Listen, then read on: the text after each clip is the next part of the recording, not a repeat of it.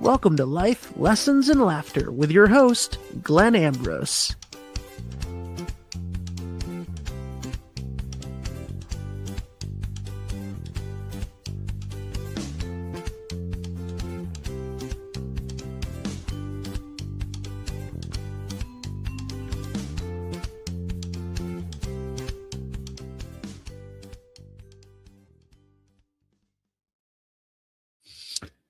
Hello, welcome to the show, everybody. Welcome to Life Lessons and Laughter with some guy named Glenn Ambrose.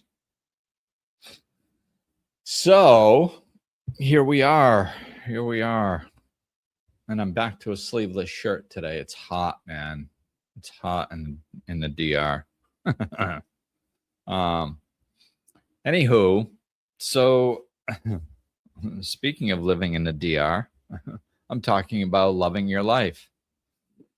So I was kind of contemplating some ideas, and then a few minutes later, I don't know, shortly after, somehow I ended up clicking on some little video, and it was Greg Allman being interviewed, and he was talking about his life, and he said,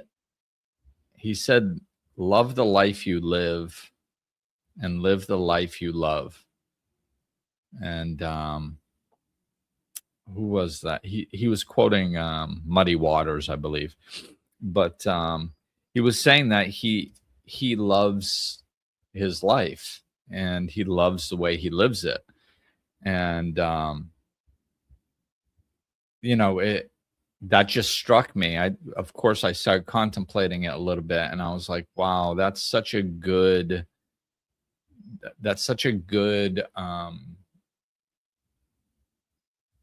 mantra for life, you know. Bear with me for one moment, peeps. I gotta pause this for a second. Okay, I am back. I have a dog with an injured paw, so I have to pick her up and carry her around. And I think she wanted off the couch. That's tough, man. You don't know what a dog wants, right? Anywho, so yeah, I was thinking that this was such a beautiful mantra on how to live your life, and I was like, there's my podcast. So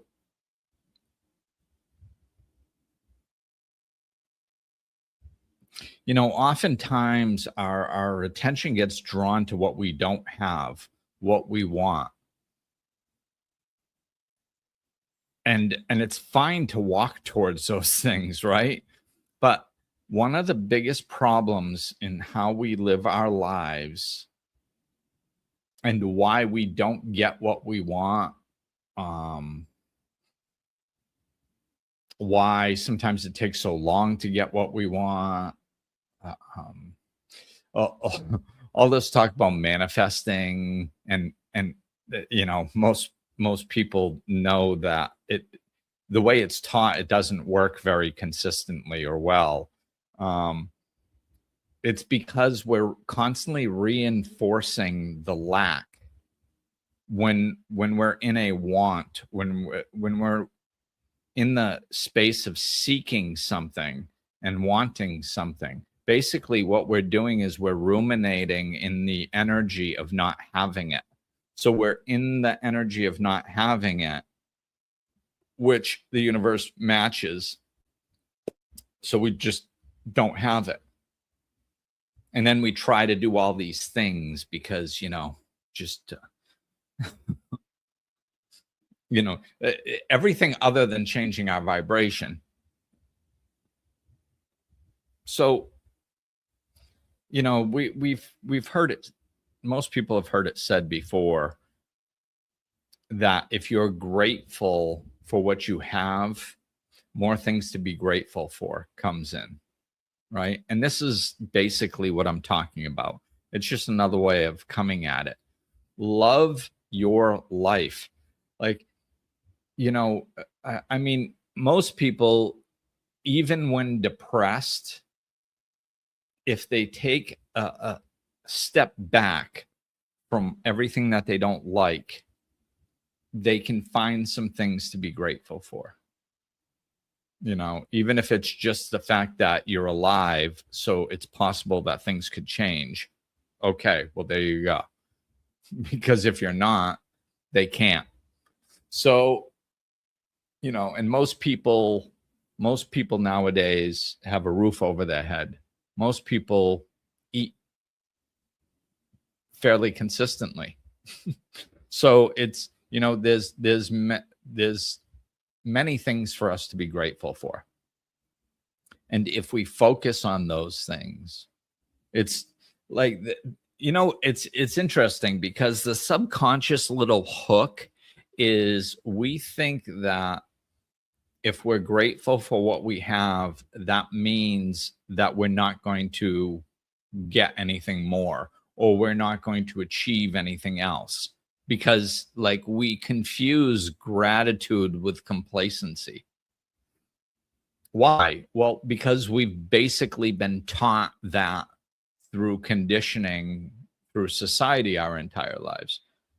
You know, we've been taught that like you have to constantly push yourself to keep to strive forward, and you can't be complacent where you are. You can't be happy, otherwise you won't have that suffering to drive you towards other levels.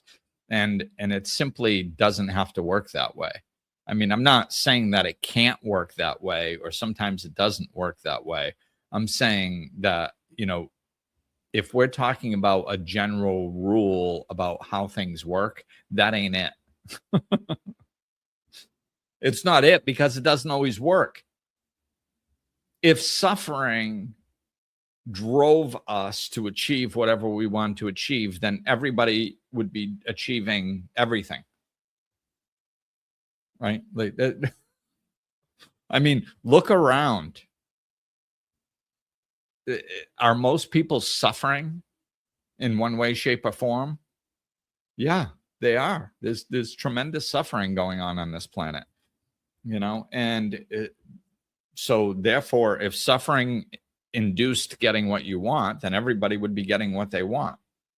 And then once they got what they want, their suffering would stop, because, you know, that's the other thing it implies. When I get what I want, then I'll be happy. Right? None of this, none of that is true. None of it works that way. It's all lie, lie, lie, lie, lie. Misconception, misconception, misconception, misconception. You know, we're driven by, you know, our behaviors and the way we act are conditioned by punishment growing up. You know, our parents, our teachers, our principal, the police, everybody in our lives. If you're doing things that other people don't want you to do, then they punish you to instill suffering. What's the point of punishment? It's to make somebody suffer so much that they start behaving the way you want them to. That's the idea behind punishment. Curtailing people's negative behavior, which we found out doesn't actually work, because it doesn't address the core reason why people are, I don't even like saying misbehaving, because most of the time it's not misbehaving. Like not paying attention in class is not misbehaving. Not paying attention to something you don't care about is not a flaw as a human being, although it's treated that way. But, you know, we found out that negative reinforcement does not change negative behavior on the long term, because it never addresses the issue. I've got podcasts on that, so I'm not going to get into it. But we've been raised that suffering pushes us to be who we want to be, and it's not. It doesn't work. Otherwise, like I said, everybody would be who they wanted to be and have everything that they wanted to have, and they'd be happy. And even a lot of people, like, let's say, look at the people. This is such a beautiful time in human history. Look at all the people who have hit new levels of financial success, fame, prestige, all these levels, to levels that like we didn't even know existed before. Where you can't even, there's people who can't go anywhere on planet Earth almost because people will swarm them. Like everybody on Earth knows who they are just about. It's insane, the levels. And once they get there and they think that they're going to be happy, lots of people are finding out, they're going, oh my God, this isn't it. I'm still not happy. So getting what you want doesn't make you happy. It can be an expression of your happiness. And I think we should, I think we are capable of achieving whatever we want to achieve. And I think that that's a wonderful thing. So I'm not saying that we should just sit around and not do anything. It's the how and the why of it that's important. It's not what we're doing. Wanting, having this inner desire to fulfill anything in your life, a dream, an accomplishment, whatever. When you have that inner drive to do that, this yearning to do that, to me, that's a God-given heartfelt desire. And why would we have heartfelt desires if we weren't able to accomplish them? That kind of seems mean. And I don't think God's mean. So I think we can do all these things. We just need to get clearer on what we're doing. And the beauty of it is, to me, what's so cool is, like, when we're talking about expanding and being the best version of ourselves, and maybe even taking that mentality over to the other side and saying, wow, I'm expanding my soul as I stretch and grow and become more of myself. My soul is expanding. My soul is becoming a fuller version of itself. It's just, and more capable, and wow, so it even like we get benefits after this life from the work that we do here. And it's like, wow, and yeah, that, I think that that's probably true. However, what's so cool about it is that whenever we do something here on Earth that is beneficial towards us and to other people, sure, it could expand our soul. Will it? Does it? I don't know for sure. I'm not on the other side right now. I would probably say yes. But even if it didn't, who cares? Like, we get to experience the joy of it here and now. That's the beauty of living the right way, is that your life enhances now. That's how you know. Like, think, I always think logically, like, because there's so, not logically because I like to think logically because if you look at the entire universe, there's an extreme logic to it. It's highly intelligent. Like the distance between the sun and the earth is specific. Well, it's mathematical. It's logical. Like, logic says that if the sun was closer to the earth, then the earth would burn up and then there wouldn't be any life. So we shouldn't do that if we want life here. Okay. And then if it was too far, then it would be too cold and we wouldn't have life here. Okay. So it's logical for the sun to be the right distance from the earth. It just makes mathematical sense. It's logical.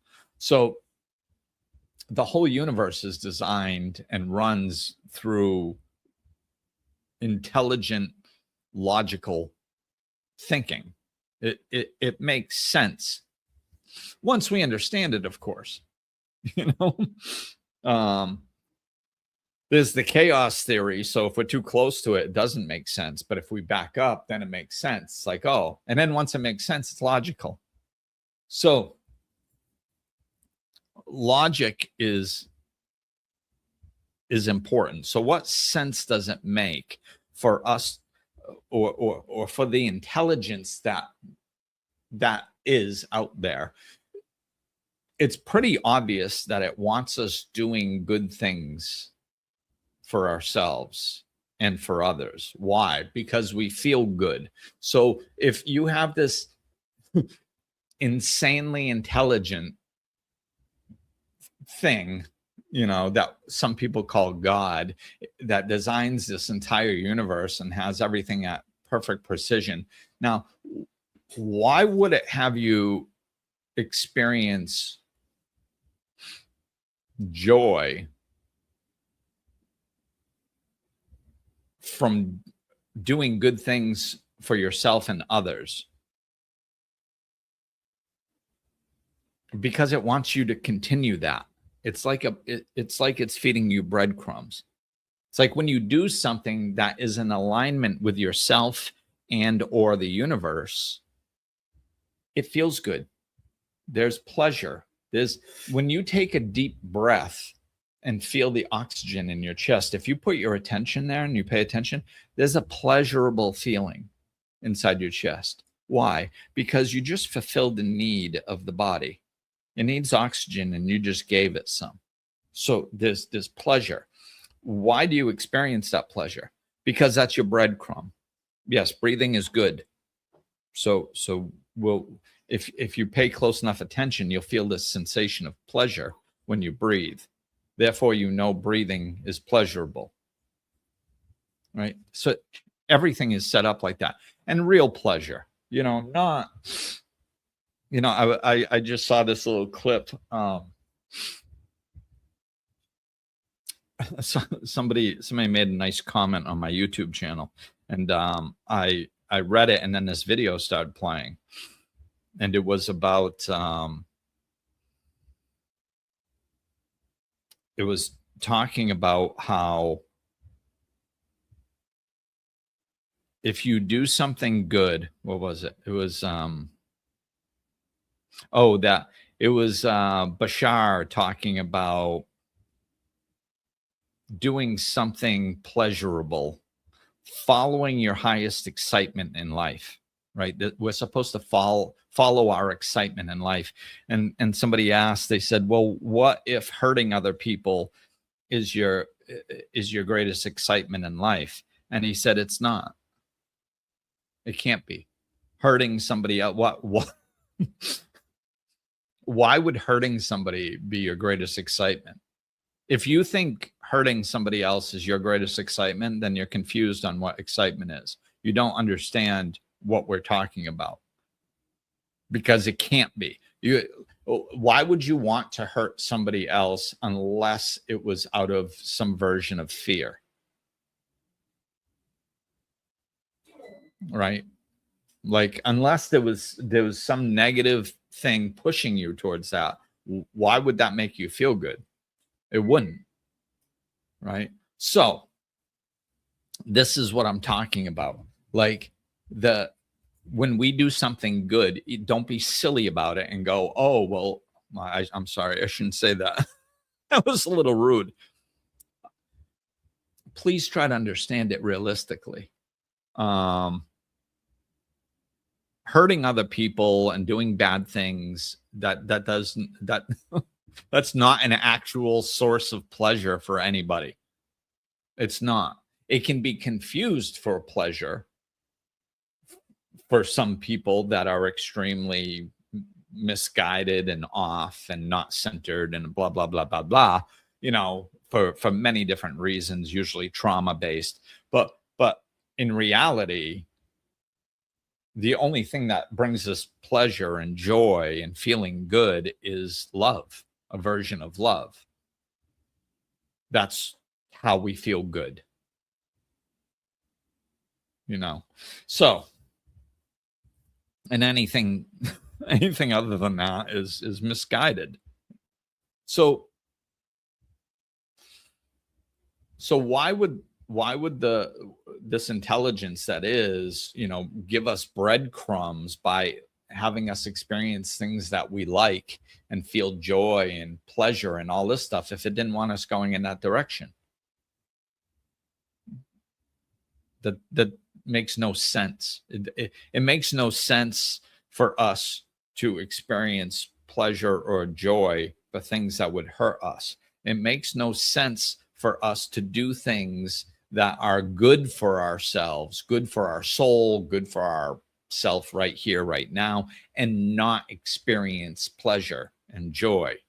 Because how would we know? Like when I'm trying to understand how, to me, it's pretty obvious that there's a loving force out there that created everything. So when I want to make sense of something, I just go, okay, I just imagine myself creating a world for my son, whom I love. And I go, okay, would I create a world like that for my son? And if the answer is no, then it is not how the world works. I would not make my son suffer. If I could create a magical world for him where I just designed the whole thing, I would not make him suffer and struggle and not experience any pleasure in his life in order to advance his soul on the other side. That's foolish. Because how would he know that he was even doing the right thing? He's over here suffering and all this stuff. and all the time he's doing the right thing, but he doesn't know he's doing the right thing. Like, what a cruel game, So we experience the benefits right here on earth, is my point. And we experience them on the other side too, I believe. But how do we know when we're doing the right thing? Is because we're experiencing it.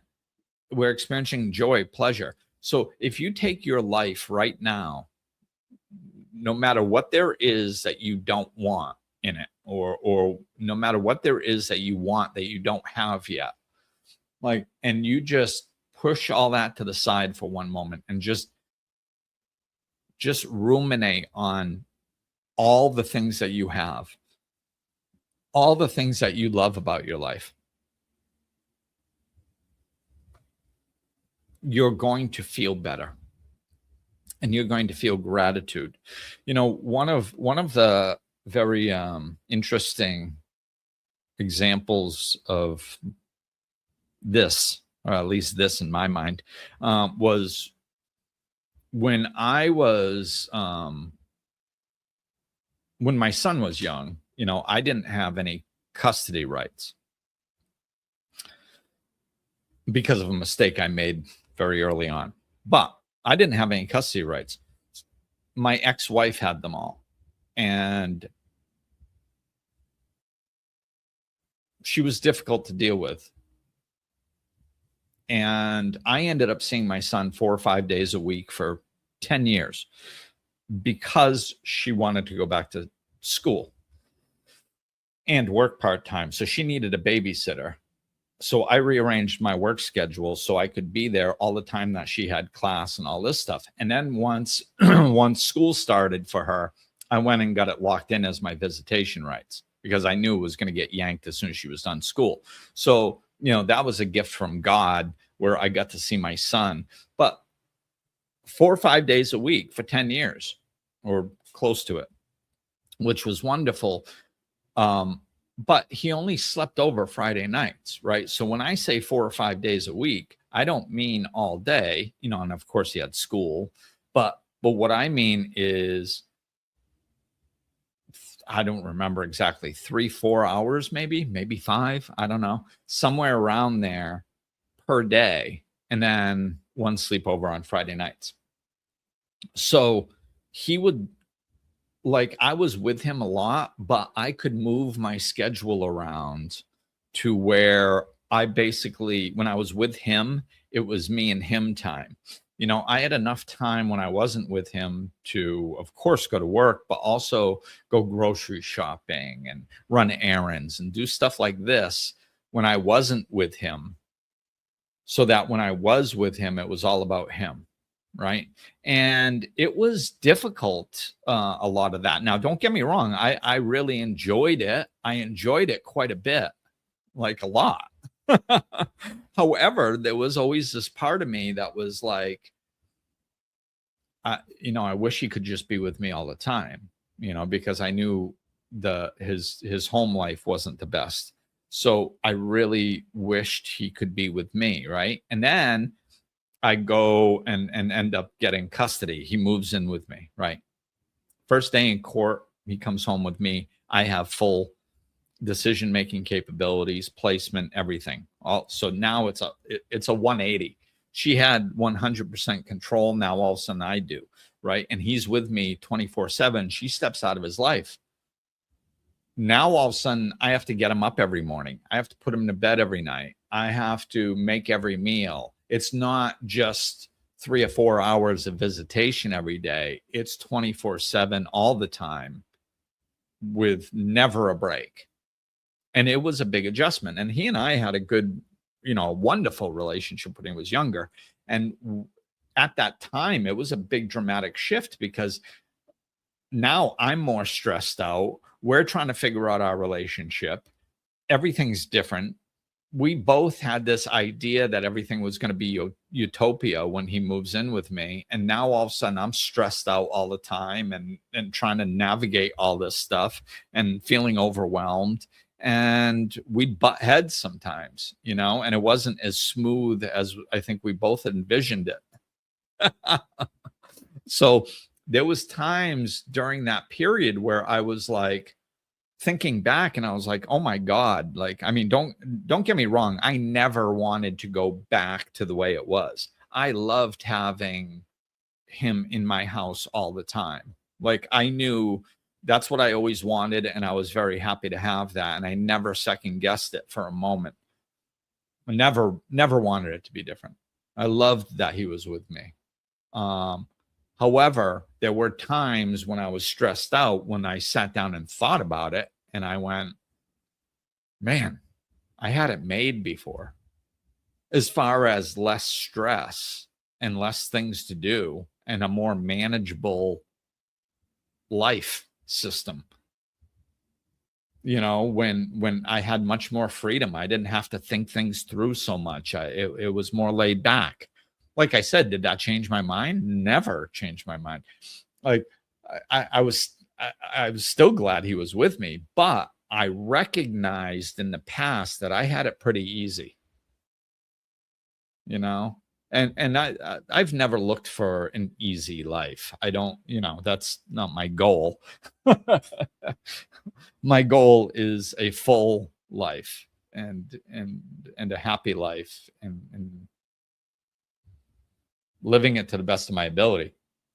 So I never wished it was different, but I did recognize and said, wow, you know what? Maybe I should have been a little bit more grateful for what I had back then. And this is my point is, that's my example of this. And I think we all have an example like that where, we things were pretty good and we just didn't recognize it. Well, that's most of life, and I recognized it quite a bit. Like it's not so much like I don't want to give you guys the wrong interpretation here. Like it's I've experienced quite a bit of gratitude from my life for the last 22 years in all different ways, shapes, and forms, but not always. Like, I go through my ups and downs just like everybody. And when I'm where I should be between my ears and in my heart, I'm very grateful. Sometimes I veer off of that. Sometimes that's all I mean. So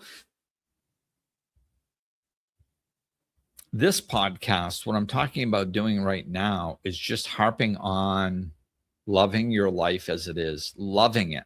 Just loving everything you like about it. And at some point you might even be able to get to the stage where you're loving things that you're not even too excited about. Like actually seeing the value in some of the difficulties. When you get to that stage, that's really when you're in your gratitude. When you're in the gratitude beginning stages, you're just like, oh, wow, I love that I live in the mountains of the DR and I'm surrounded by nature and it's peaceful. Oh, I love that, and then once you get further, deeper into gratitude and you're actually living it, not just contemplating it for a few minutes and then going back to your busy day. But when you're living in that vibration of gratitude, all of a sudden you start looking back and you're going, I'll use my example of the the stuff with my son. I can look back and go, wow, like his mother was my best teacher. Wow, thank God I went through all that. Look at all the stuff that I've been able to teach, all the help that I've been able to give all these other people because of the extremity of my suffering and the difficulties that I went through. I was forced to figure out how to manage them. When I'd get overwhelmed sometimes, and I'd be like, with my son's mother, and I'd be like, if I can't figure out how to deal with her, how is he going to? How am I going to help him deal with her if I can't deal with her? And it would get that self-pity out of the way. And then I'd be able to lock back on and stuff. But, so now, like when I'm, and now it's beautiful because, like, I don't know if you guys can hear it in my voice, but I have no resentments towards her. Like when I'm talking about her, to be honest with you, I don't really like talking about her too much because I have no resentment towards her, and I don't like talking about her in a negative way. She's just a really good example sometimes of my personal life and the things that I went through, and those I use as teaching tools for others, so people know that I've actually been through it and can relate. So that's why I still do it sometime. But hopefully you can tell just in my energy that I have no resentments towards her. I have no ill will. I wish her the best. Completely. Like it is what it is, man. We went through what we went through. And it was hard as hell. I'm sure it's no picnic for her either. So we went through it and we learned. Well, I learned and I grew through it, and I became a better version of myself because of it. And I'm grateful for that. Would I go sign up for it again next time? Probably not. Didn't really enjoy it that much. But I am grateful for it, because there's no way I could have become the version of myself that I am today if it wasn't for her. There's just no way. So, I'm grateful for it. And this is, that's when we hit that next level of gratitude.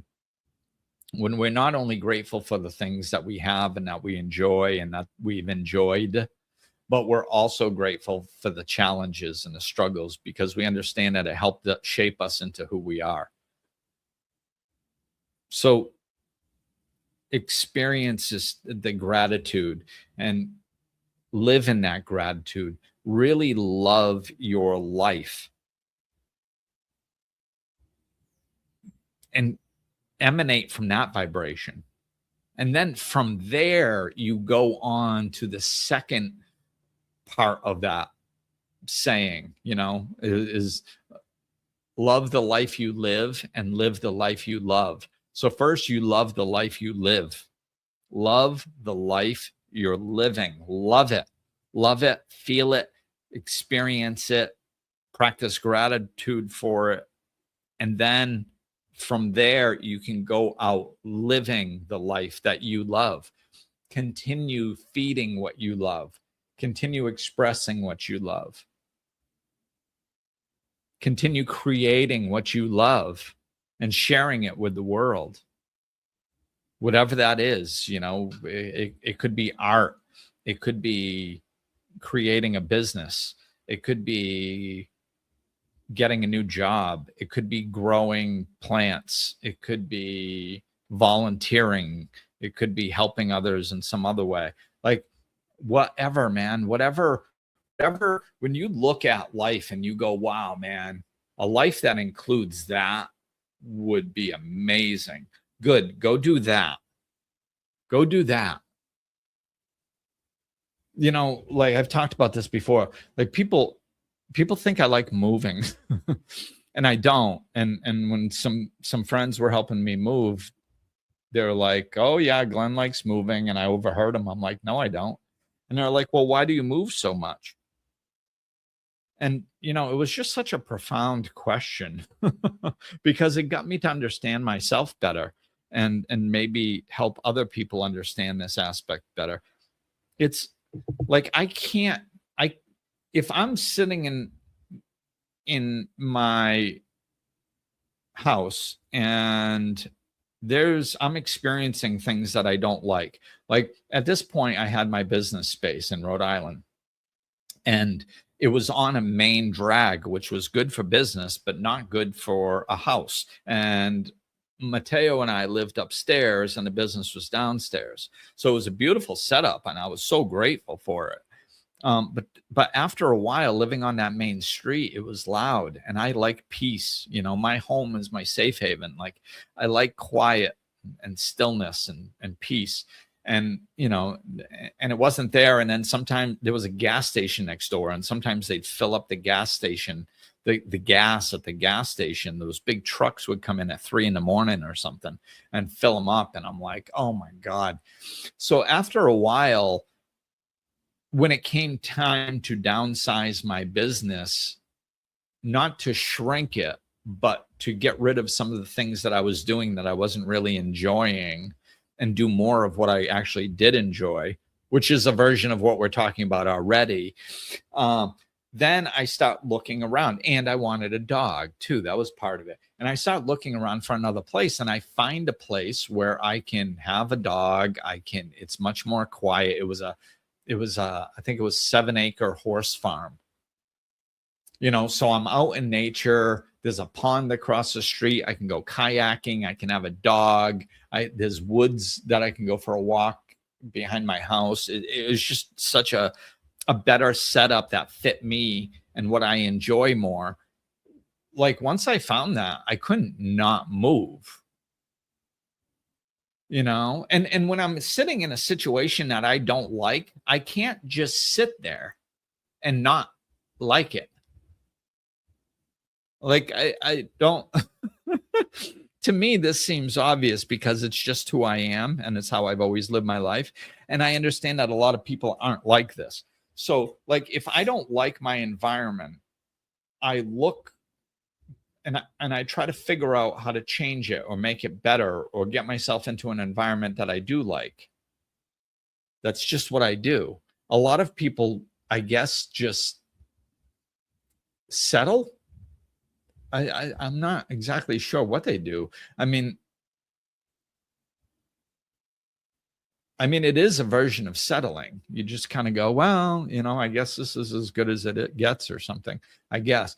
I don't know. I don't think like that. So, nor do I want to. So I don't follow it. Like I just look at it and I go, do I want to be like that? And it's like, no. Okay. And I push it aside. So I'm not going to spend a lot of time contemplating what I don't want. But I just don't do that. I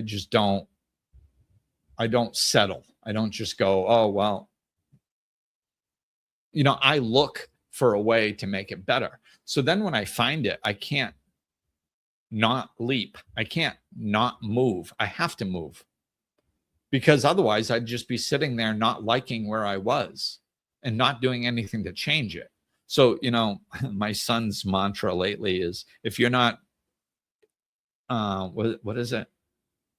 If you're not changing it, you're choosing it. That's my son's mantra right now, which is beautiful. And it's working very well for him. And that's how I am.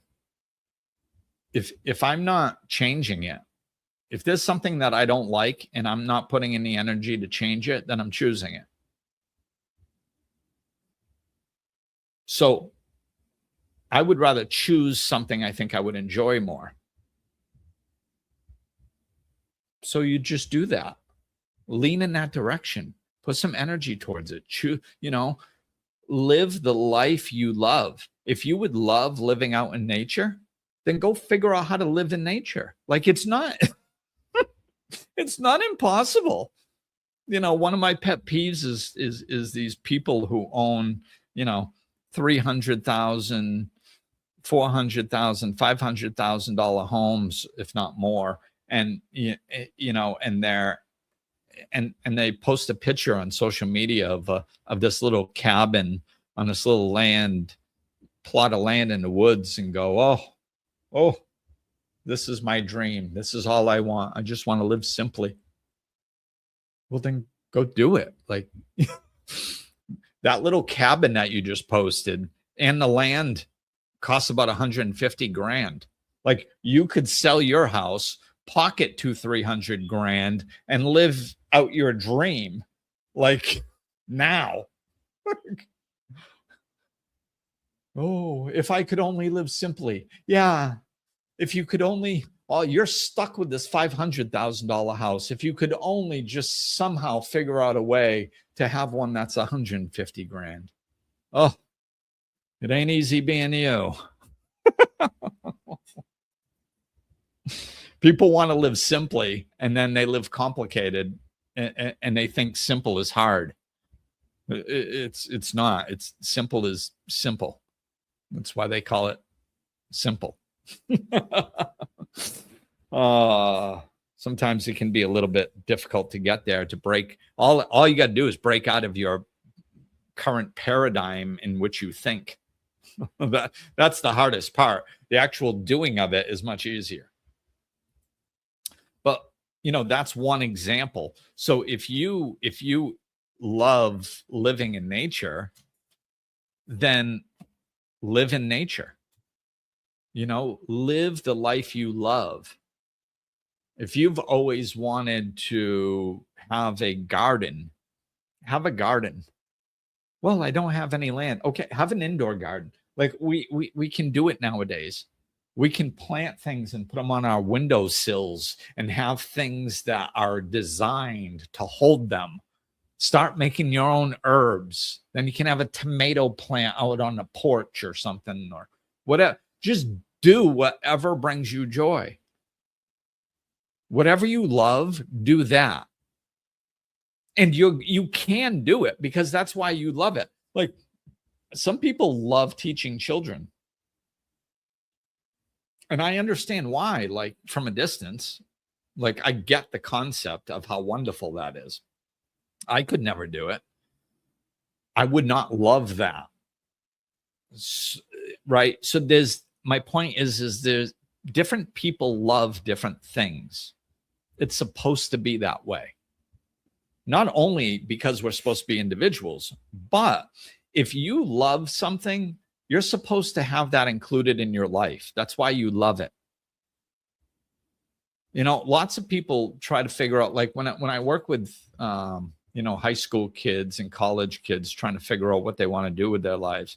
It's like, it's so interesting to me, like, how disconnected from themselves that they are at first, So a lot of times my job is reconnecting them to themselves, because they're just, I don't know what I want to do with my life. I don't know what I want to do. And it's all this external stuff, and it has to do with money and how many jobs there are and what their junior high teacher said to them and what their parents had said to them and what's going to create a happy life and all this stuff. And it has nothing to do with them, who they are as a person.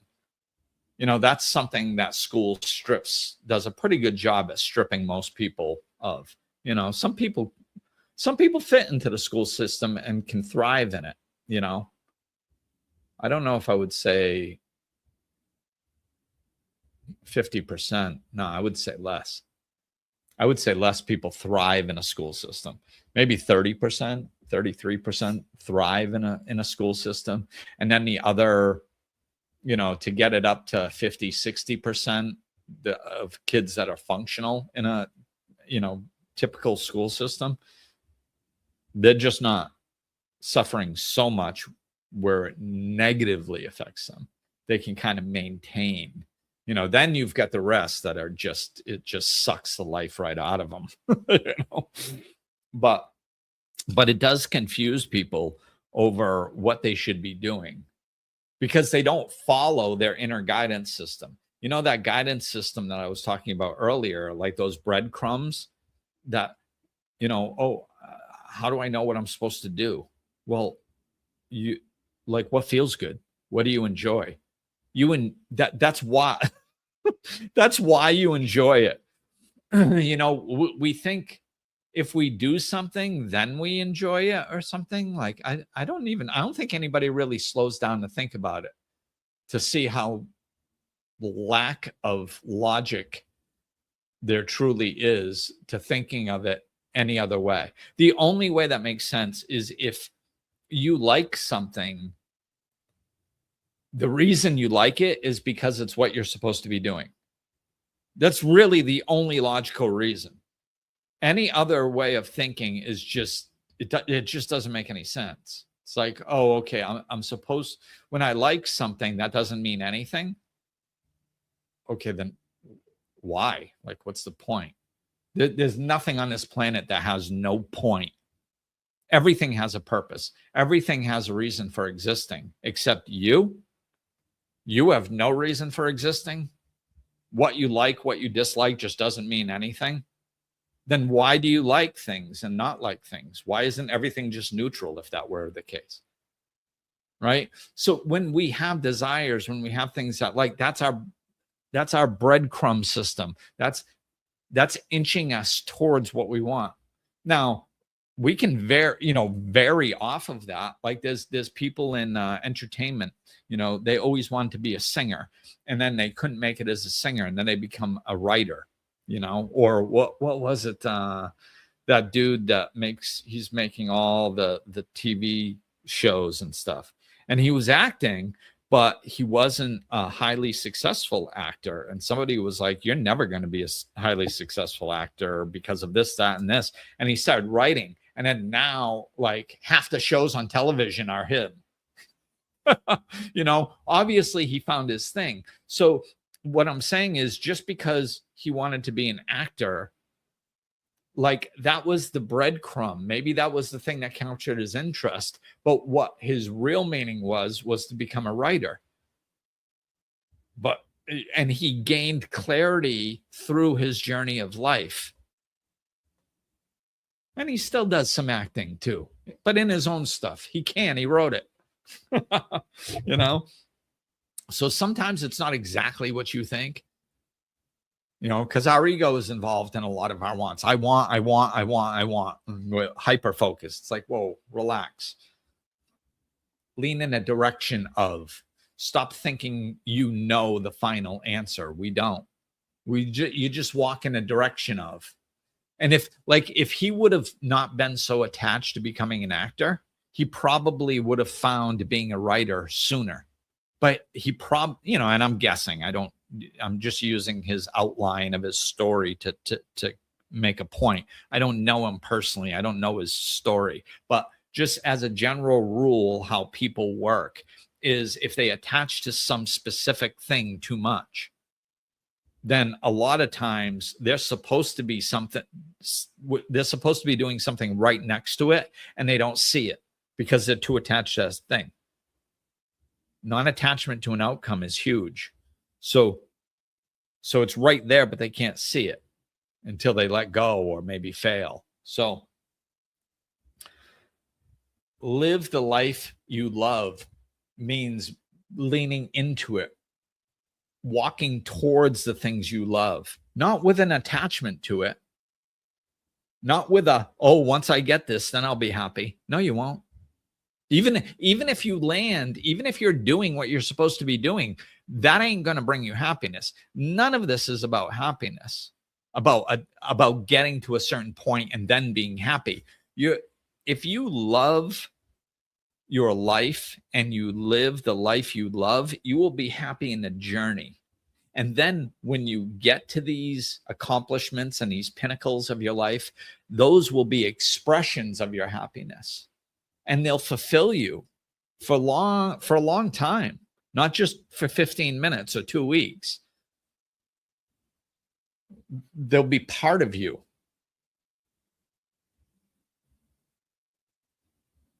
So yeah, don't attach too much. Live the life you love on a daily basis. Chase those things that you love, that you enjoy. Walk towards them. Not in a when I get this, then I'll be happy sense. You're enjoying, like you're already happy. This is my point. You're already walking in gratitude for what you already have. You're expressing more gratitude and love in the way that you walk through life, leaning towards more things that you love and experiencing more things that you love and embracing more things that you love. That is a design for a good life. That is the design for a wonderful life right there. And none of what I just said included an accomplishment. You don't arrive someplace and then be happy. Your happiness is a means of travel. It's a way of getting to the end of your life. Happiness is a way of traveling. It's not a destination. It's a means of travel. I always love that. That's one of my favorite things, because I think a lot of people think they need to do a bunch of stuff and then they'll be happy. And it doesn't work that way. It doesn't work that way. Like I said, maybe for 15 minutes or 2 weeks, but as a general, and that's not true happiness. That's just momentary pleasure. So it's like happiness is the journey. It's how you live your life. It's the way you walk through your days. And if you're feeling gratitude and loving the life that you've created and the life that you have, just the parts that you like, starve the parts that you don't like. Don't put your attention on what you don't like in your life, because you're just creating more of it the more attention you put on it. Put your attention on what you do like in your life, and then more will come in. Whatever you put your attention on, more of that comes in. So if you put your attention on gratitude, then more things to be grateful for comes in. If you put your attention on things that you love, then more things that you love come in. But where most people are too busy putting their attention on what they don't like and then trying to change it out of an energy of lack. Oh, I don't have enough money. Oh, okay, well, I need to struggle and push and strive and do things that I don't want to do so I can get money, so then I'll be happy. Huh? No, trash all of that. Untrue, doesn't work. Be grateful for what you have. Live in love. Feel the vibration of love within you. Be grateful for what you do have. Bless everything that you do have. Feel that gratitude, and then go out and through that gratitude energy, put more love towards things that you enjoy.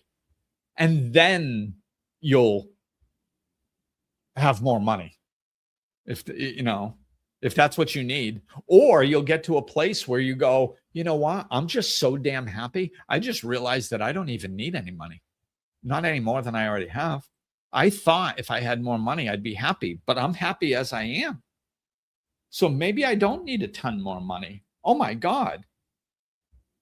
Or maybe more money would enhance your life and then you'll get it. Like either way, it's a win-win. That's the beauty.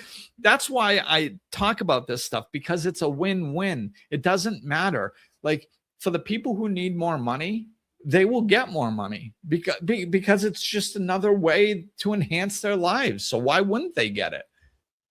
It's God's good grace to give us the keys to the kingdom. We don't have to go pry him out of his hands. He's not over there with the keys to the kingdom with all this abundance and glory and bliss and peace and love and going, no, I'm not giving it to Glenn. I'm feeling selfish today. Like God doesn't do that.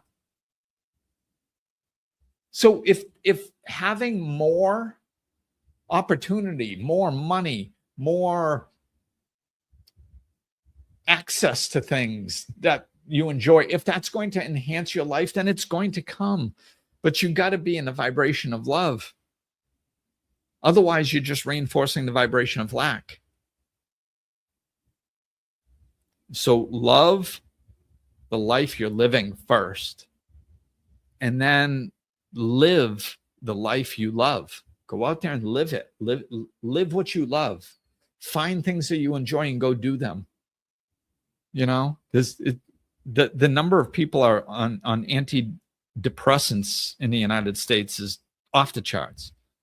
You know, and everybody goes, well, I have a chemical imbalance. It's like, yeah, you do, but why? You know, we're so used to treating the symptoms. Oh, I have a chemical imbalance, so I need to take a supplement to enhance my chemicals.